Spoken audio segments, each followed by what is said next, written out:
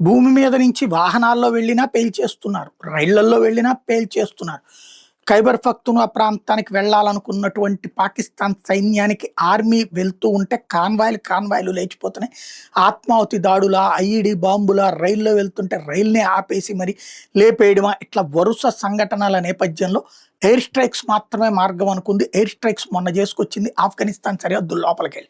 దానికి ప్రతిగా ఆఫ్ఘనిస్తాన్ సైన్యం పెద్ద ఎత్తున పాకిస్తాన్ మీద విరుచుకుపడుతుంటే టర్కీ, ఖతార్‌ల ద్వారా రిక్వెస్ట్ చేసుకొని యుద్ధం మా మీద వద్దని చెప్పింది. అయితే తెహ్రీక్ తాలిబాన్ పాకిస్తాన్ వాళ్ళు ఆల్రెడీ పాకిస్తాన్‌లోని ఆ ప్రాంతాలంతా తిరుగుతా పాకిస్తాన్ సైన్యాన్ని లేపేస్తున్నారు. 27, 30 దాకా ఉన్నటువంటి పోస్టులు కూడా పాకిస్తాన్ పోస్టులను వాళ్ళు స్వాధీనం కూడా చేసుకున్నారు. ఇప్పుడు సీన్ మారుతోంది. పాకిస్తాన్ సైన్యం భారీ దాడి ఎలా ఎయిర్ అటాక్స్ చేసుకొస్తుంది. లేటెస్ట్‌గా 8 మంది తెహ్రీక్ తాలిబాన్ పాకిస్తాన్‌కి సంబంధించినటువంటి ఉగ్రవాదుల్ని కాల్చి చంపారు. అది పైనుంచి హెలికాప్టర్ ద్వారా పేల్చారు. దాంతో పాటుగా ఒక చిన్న బాంబులేసి కూడా పేల్చారు. ఓవరాల్‌గా ఎయిర్ స్ట్రైక్స్ ద్వారా తాలిబాన్లని, తెహ్రీక్ తాలిబాన్ పాకిస్తాన్ వాళ్ళని లేపేస్తున్నారు.